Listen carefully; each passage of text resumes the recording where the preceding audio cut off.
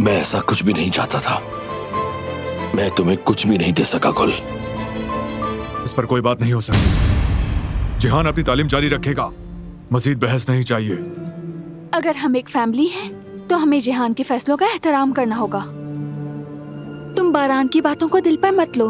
वो चौंक गया जब तुमने कहा कि पढ़ाई छोड़ दोगे। हम सब सुकून से बैठकर इस पर बात करेंगे, समझे तुम? बात घुमाने के बजाय सीधे और साफ अल्फाज में क्यों नहीं कहती? बच्चे के लिए रेडी नहीं हो तो साफ साफ कहो, मुझसे भी और अपने आप से भी। तुम छोड़ दो।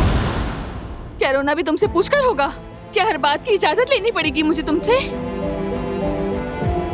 वैसे निकाह को तो काफी वक्त गुजर गया है, मगर अभी भी वैसे के वैसे ही हो।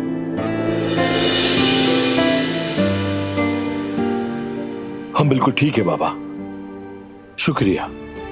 तुम पहले से ही मेरे सबसे बड़े मददगार हो, तुम जानते हो। तुम, दिलान, बाबा हमेशा मेरे साथ रहे हो।